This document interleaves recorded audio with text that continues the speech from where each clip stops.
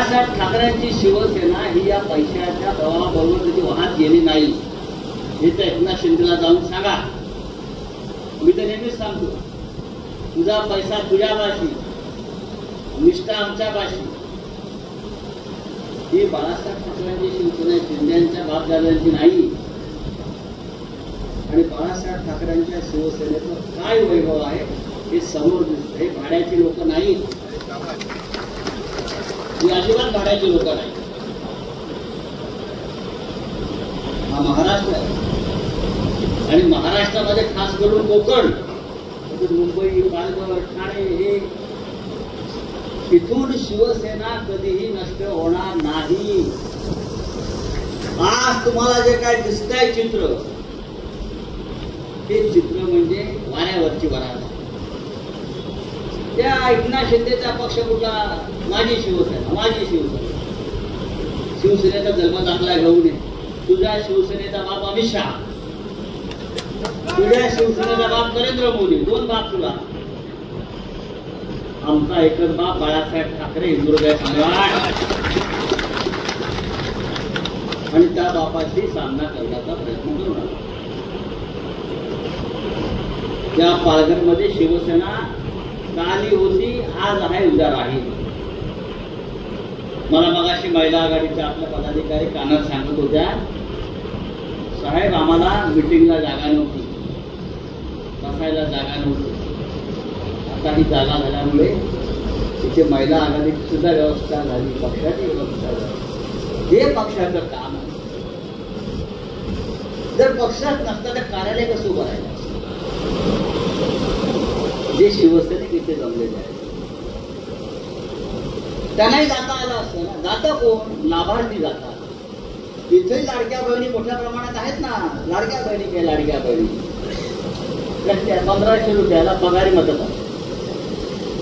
लाडक्या बहिणी म्हणजे एकनाथ शिंदेने पगारी मतदार त्याने निवडलेलं. पगार घ्याने मत द्या महिन्याला. हे स्वाभिमानाचं काम नाही. आम्हाला रोजगार पाहिजे. या पालघरमध्ये संघर्ष करण्याचं काम शिवसेनेने केलं. बुलेट ट्रेन येते आहे. बुलेट ट्रेन कोणासाठी आहे? आमच्यासाठी.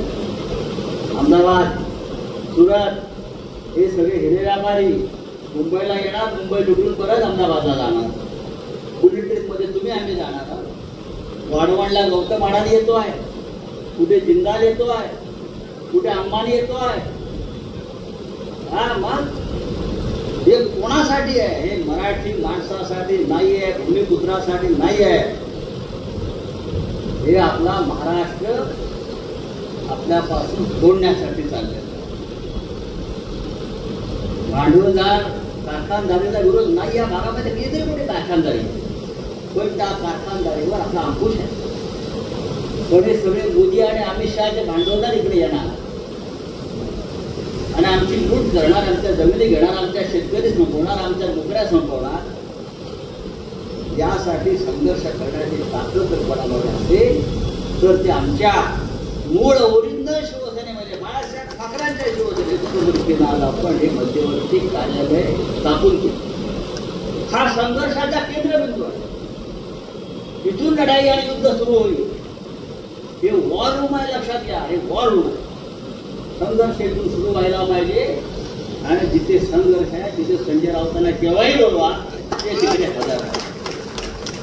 2 ठिकाणी मी जातो. शाखेचं उद्घाटन, शाखा मंदिर आहे आपल्याला. शाखा मंदिर लक्षात घ्या.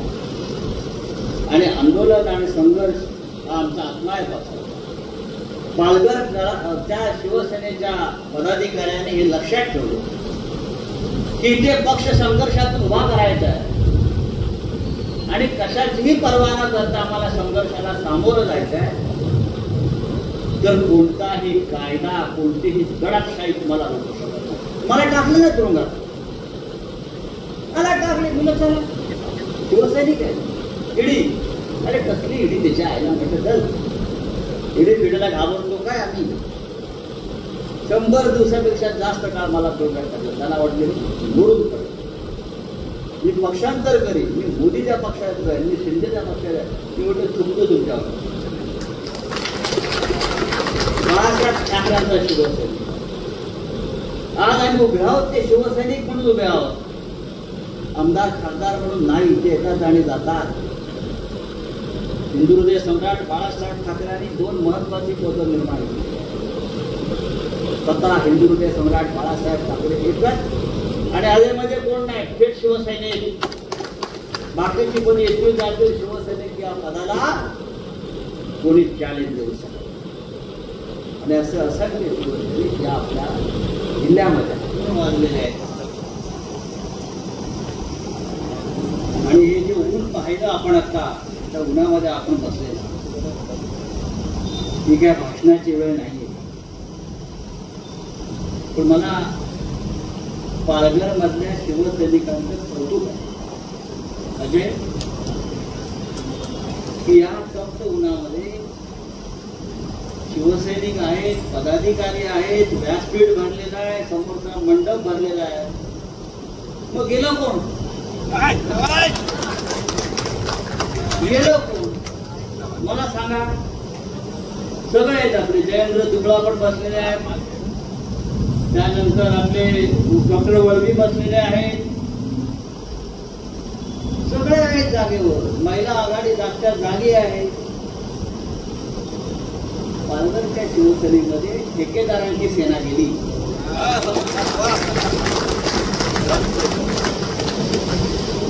आज मी इकडल्या आधी सगळ्या पदाधिकाऱ्यांचं कौतुक करेन की तुम्ही पालघरला मध्यवर्ती कार्यालय टाकलं.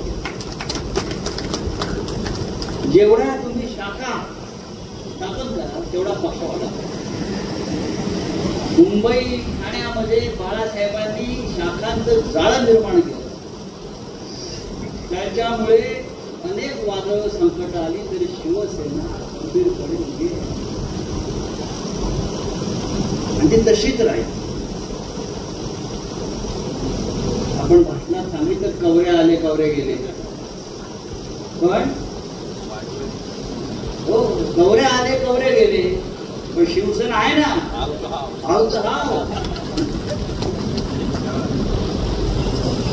पुन्हा एकदा इकडे शिवसेना उभारली.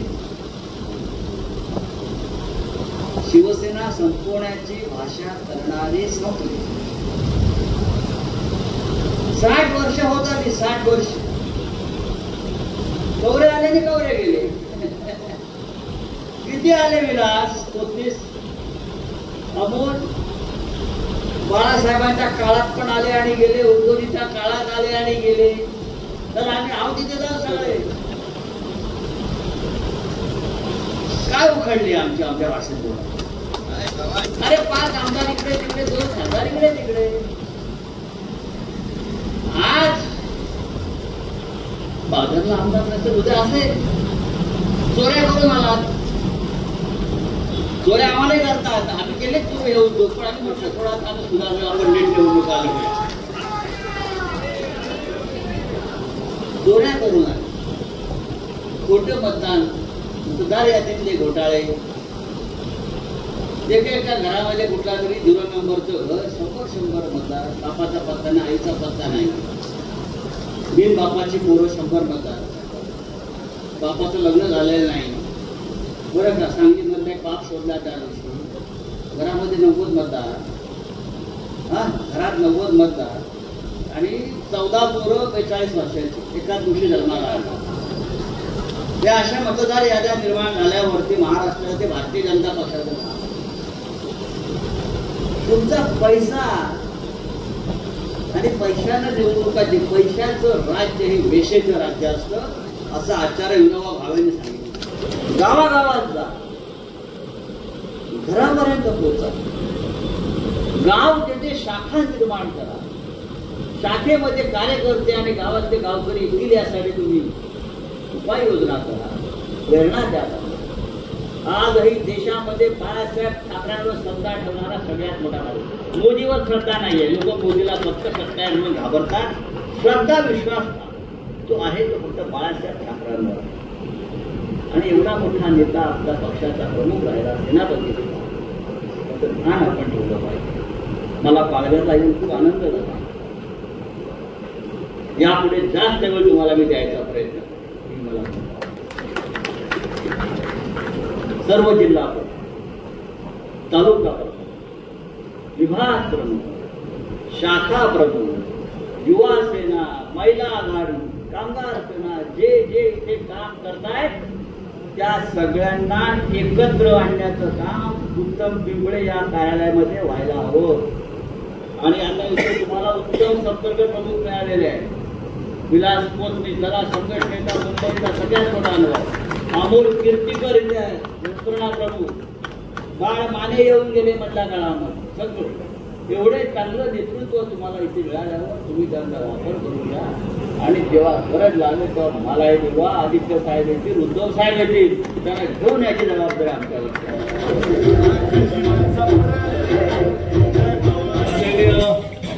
राऊतसाहेब इथे आलेले आहेत. राऊतसाहेबांना नम्र विनंती आहे की कृपया व्यासपीठावर यायचं आहे. सर्वप्रथम राऊतसाहेब आगे